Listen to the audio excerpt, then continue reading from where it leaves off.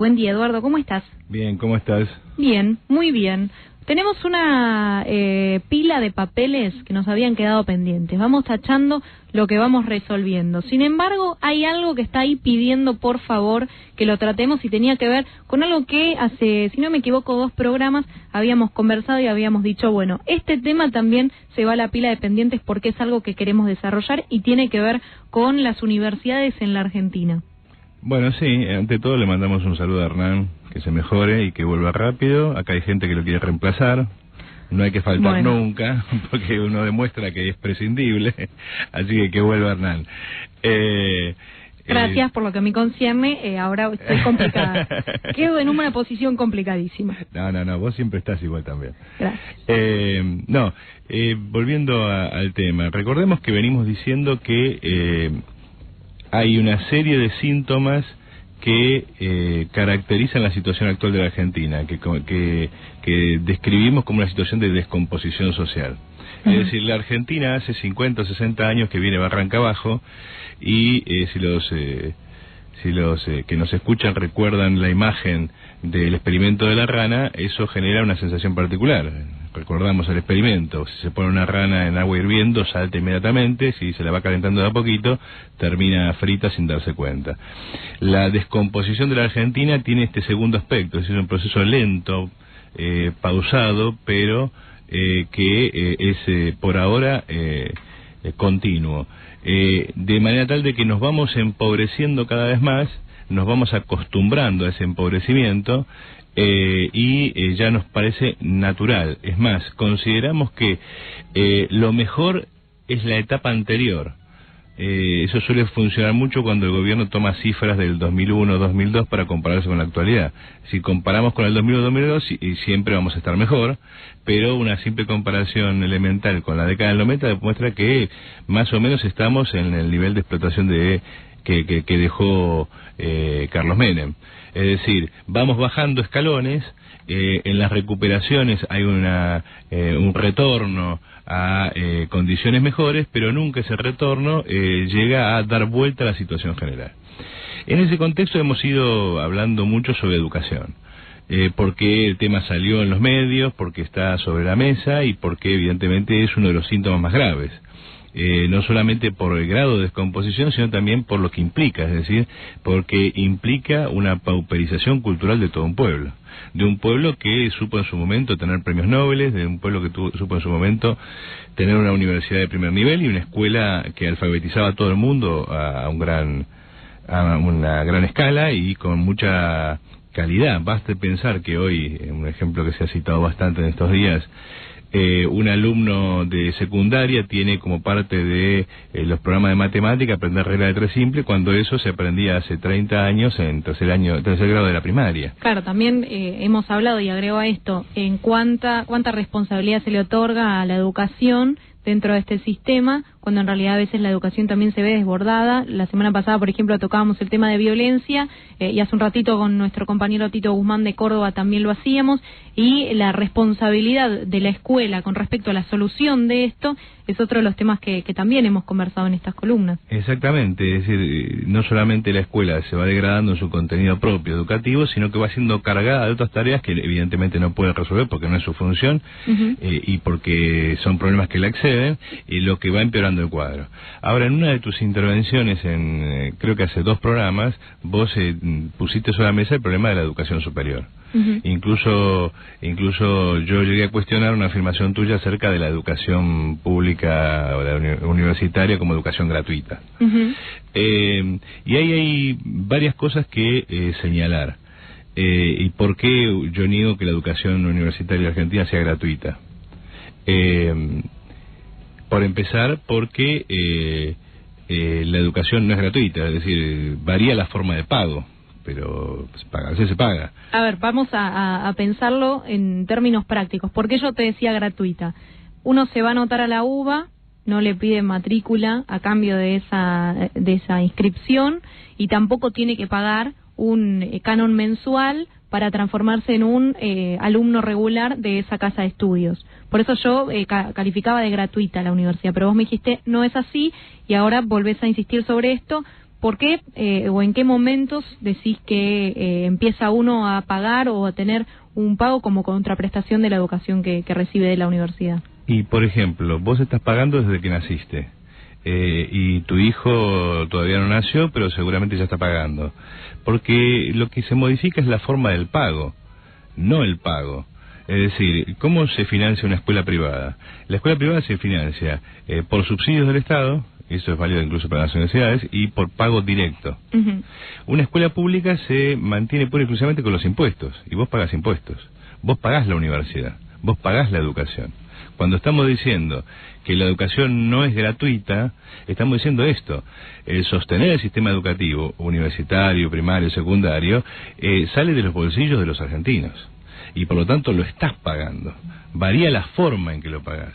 Si te hicieran un descuento del IVA porque quieren que la universidad fuera arancelada, simplemente variaría la forma. Es decir, por ejemplo, vos dejarías de pagar el IVA en ciertos alimentos, por dar un ejemplo, y pagarías la cuota de la universidad.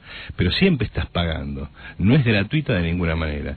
Y eso es un punto que hay que tener en cuenta para entender qué estamos pagando. Y ¿a dónde van a parar esos gastos de esos que estamos pagando? Porque si uno se pregunta, ¿qué pago yo cuando pago la educación universitaria? Uno, estoy pagando por una educación universitaria que reproduce la estructura de un país atrasado. Dos, estoy pagando una educación universitaria que se degrada igual que el resto de la educación. Vamos por la primera parte. ¿Qué quiere decir que estoy pagando por una educación que reproduce las características de un país atrasado? Basta ver qué estudia la gente y qué ofertas hay. Es decir, yo te desafiaría a vos y a cualquier oyente a que me diga cuántas veces ha escuchado a alguien: voy a estudiar química, voy a estudiar física, voy a estudiar tecnología industrial, voy a estudiar cualquier rama de ingeniería. Si uno ve cuáles son las carreras que más gente tiene en la universidad, se encuentra con que ciencias de la comunicación, abogacía, medicina,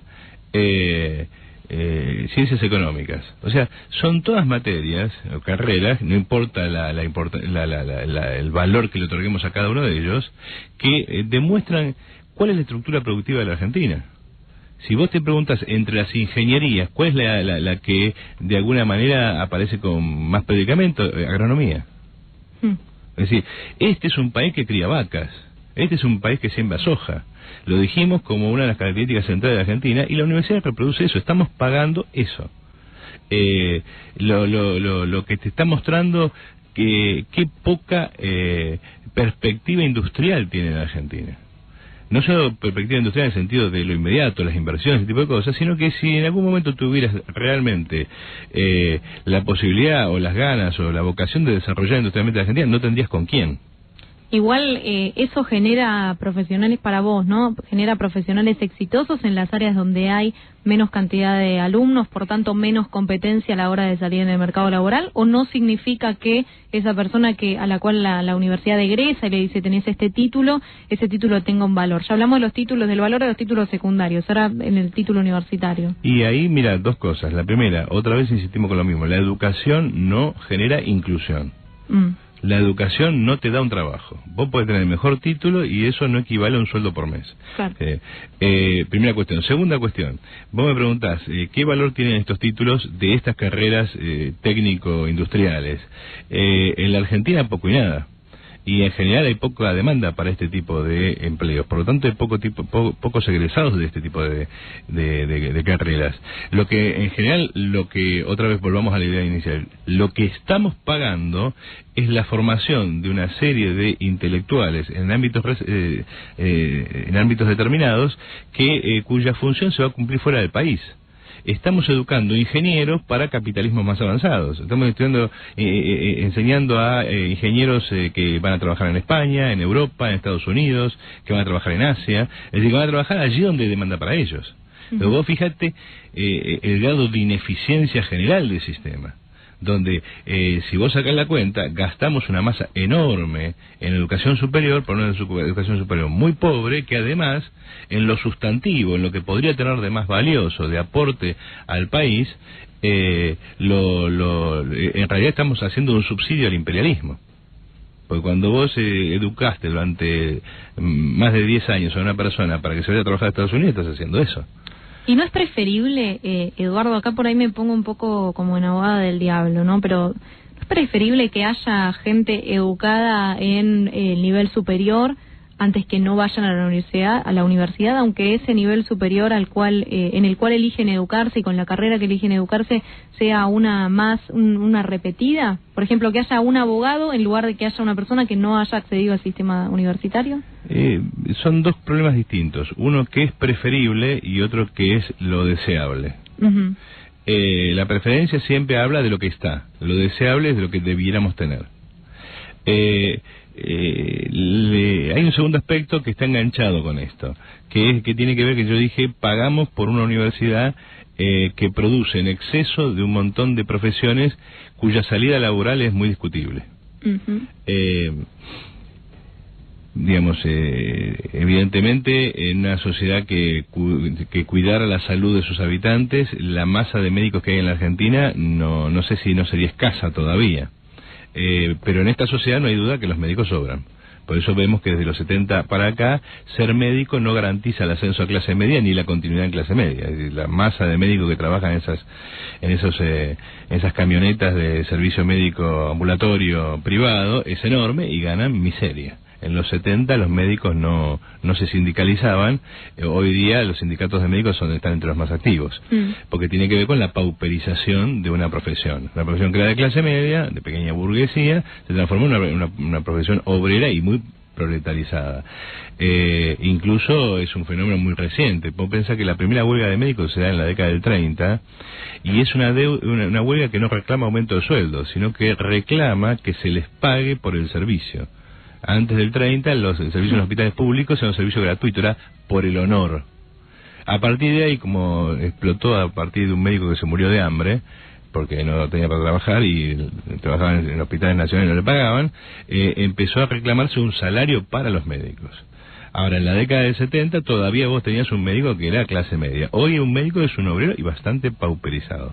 Pero, digamos, hay otras profesiones en las cuales la gente... Y sigue trabajando por el honor. Y por ejemplo, en buena en medida. Los hospitales públicos. Claro. Y sí, la residencia y todo ese tipo de cosas, claro, sí, todavía tiene una carga muy pesada. Pero podemos tomar otros ejemplos. Hay profesiones como la cantidad de gente que se recibe en comunicación. ¿Cuánta gente de la que se recibe en comunicación trabaja de comunicación? Uh-huh. Entonces, ese es un primer aspecto. Pero el segundo aspecto que viene más a lo que vos señalabas antes es, estamos pagando por una educación peor, muy mala. Yo te doy un solo ejemplo. ¿En comparación con qué? Con nosotros mismos. Ajá. Uh-huh. Podemos tomar comparaciones internacionales, pero no importa, con nosotros mismos, porque eso es lo más importante, porque si estuviéramos mejor que Bolivia, que Perú, que Brasil, o que incluso que España, bueno, puede ser, lo cual no es cierto, pero si estuviéramos peor con nosotros mismos, por más que estemos mejor que con otros, quiere decir que vamos mal. Uh-huh. Y estamos peor con nosotros mismos. Por dar un simple ejemplo, y un ejemplo que yo conozco mucho por mi propia experiencia, cuando yo me recibí de la Facultad de Filosofía y Letras, en la materia en la que yo ahora soy titular, cuando yo la estudié tuve que leer más de 30 libros y de decenas y decenas de artículos. Estuve todo un verano para preparar esa materia. Uh-huh. Hoy día yo doy esa materia y no puedo dar libros enteros. No le puedo exigir a los alumnos que se lean libros enteros. ¿Pero vos lo vas recortando por tu propia experiencia o viene una...? No, ya es una secuencia de largo plazo. Desde hace por lo menos 20 años que una de las funciones de los centros de estudiantes es esa. Claro. Es decir, y no solamente esa, vos lo ves, cuando yo estudiaba, no existían las bolsas de materiales de estudio, de apuntes y ese tipo de cosas que se entregaban gratuitos a los alumnos. Era raro que el alumno no pudiera, aunque sea, comprarse los apuntes. Hoy día vos ves que se arma un escándalo cada vez que hay una disminución de las becas para estudiar. El alumno se ha pauperizado, el alumno está cada vez peor, viene peor de la secundaria. Y no solamente eso, sino que además lo que le ofrecemos también está degradado. Porque incluso los profesores universitarios están degradados. La década del 70, los profesores universitarios no solamente tenían un estatus social distinto, sino que ganaban distinto. Hoy día, otra vez volvamos al honor, 17.000 docentes de la Universidad Argentina trabajan gratis. Yo me pienso en relación a mis profesores que viajaban por el mundo y daban clases aquí o allá y se formaban de esta manera o aquella y manejaban varios idiomas, y yo soy un profesor universitario que no puedo hablar inglés y sin embargo no soy, digamos, no estoy por debajo de la media. ¿Qué tiene que ver con eso? Con una pauperización general de la universidad, de su claustro docente, de sus materiales humanos. Y eso que en su momento se había pensado al CBC como una de las herramientas para empezar a nivelar a los chicos que venían de diferentes secundarias, pero en este caso tal vez se utiliza un poco para, no sé cuál es tu perspectiva o tu visión sobre esto, pero para excluir también a quienes no superan ese nivel. Mira, es interesante volver sobre el tema de la gratuidad, sí. Y esto que estás planteando que viene muy al punto. Primera cuestión, alguien definió, un profesor norteamericano, definió la Universidad de Buenos Aires como un sistema darwiniano. O sea, es gratis, no hay ninguna puerta cerrada. Vos ves luz, entras y pasás. Pero arreglate como puedas. O sea, acá nadie te da absolutamente nada. Es un sistema en el cual sobrevive el que puede. Trabajás, problema tuyo. No podés comprarlo, bueno, anda a mendigar los apuntes y si no, problema tuyo. No puedes cumplir con la exigencia, problema tuyo. Entonces, entra todo el mundo, pero el nivel de egreso de la Universidad de Buenos Aires y en general de la Universidad Argentina es muy pobre, porque hay un gran engaño. El hecho que yo declare que la universidad es pública y el hecho que declare que es gratuita no quiere decir que es una universidad accesible. Entonces dejamos entrar masas enormes que sabemos que no pueden estudiar, que no están en condiciones materiales ni siquiera intelectuales de estudiar, porque han tenido una secundaria pésima y porque no tienen recursos para hacerlo.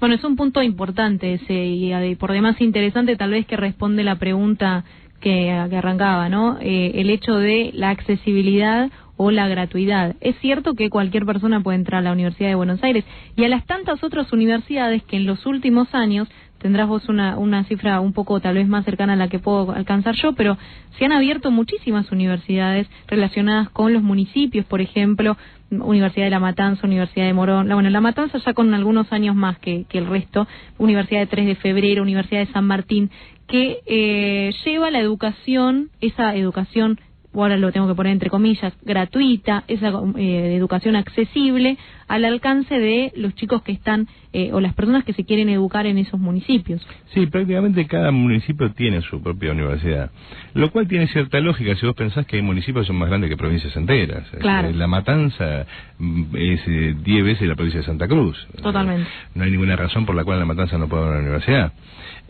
Segundo, es cierto que universidades como la Universidad de Buenos Aires están completamente desbordadas. Y también está detrás, digamos, todo un sistema punteril por el cual, digamos, se accede a ciertos cargos, cierta serie de ventajas si uno tiene una universidad propia. Pero tomémoslo por el lado bueno. Yo le quiero acercar la universidad a la gente. Y otra vez nos preguntamos, ¿qué universidad le acercás? Primero, ¿por qué se la acercás? Cuando yo estudié, yo vivía en San Miguel, o sea, a 2 horas y media de viaje a la Facultad de Filosofía y Letras. Tenía por día entre 4 y 4 horas y media de viaje nada más que ir y volver. Y todo el mundo hacía más o menos eso si vivía en el conurbano. Obviamente, hoy está la Universidad de General Sarmiento. Si uno vive en San Martín, tiene la Universidad de 3 de Febrero, etcétera, etcétera, etcétera. Ahora, ¿qué universidad me acercan? Primero, ¿por qué me la acercan? Porque hoy viajar no es lo mismo que viajar en la década de 80. Segundo, ¿por qué? Porque mis condiciones materiales son peores que la década de 80. Y tercero, ¿qué universidad me acercan? Y la misma universidad todavía más degradada. Si uno ve las carreras que se cursan en muchas de estas universidades, que salvo algunas, y no las voy a mencionar para que no se ofenda a nadie, algunas contadas con los dedos de la mano, en general te encontrás con que licenciatura en murga. ¿Qué carrera es esa? Licenciatura en arte circense. ¿Qué carrera es esa? El sábado teníamos una reunión con compañeros que trabajan en La Matanza sobre plan fines, ¿no? Que están trabajando hablábamos de la secundaria común y cómo se formaban los talleres de especialización y qué sé yo, qué sé cuánto, y cómo los talleres de especialización en ciertos barrios son ciencias, son comunicación, y en los barrios pobres son murga, o sea, ¿eso me están acercando? Tendría que decirte que lamentablemente puede ser una de las maneras para entrar después a otro tipo de educación, digamos, atraer a la gente con temas que tal vez pueden llegar a serles más interesantes que tal vez ciencia, química o física, y después tratar de inmiscuirlos en otras temáticas. La pregunta es, ¿por qué seguimos dilatando la situación? ¿Por qué no enfrentamos el problema de frente? Sí, ¿por qué no enfrentamos el hecho de que la masa de la población argentina no tiene ninguna funcionalidad en el sistema educativo? Ni en el sistema educativo en general, ni en el sistema educativo universitario. ¿Y por qué no enfrentamos el hecho de que la Universidad Argentina, como toda educación argentina, reproduce la decadencia de la Argentina? Es triste llegar a esta conclusión. Te está hablando un profesor universitario que ha vivido entre las mismas paredes de la facultad a esta altura de mi vida 30 años. No me falta mucho para jubilarme tampoco. Por lo tanto, te lo estoy diciendo con dolor. Pero es la realidad. La realidad es que la Universidad Argentina, como todo el sistema educativo argentino, reproduce la miseria ambiente. Y no ganamos con esta idea etapista de tratar de hacerlos pasar de un esquema a otro. En realidad, con lo único que podemos ganar es con enfrentar el problema desde cero. ¿Qué queremos hacer con la universidad?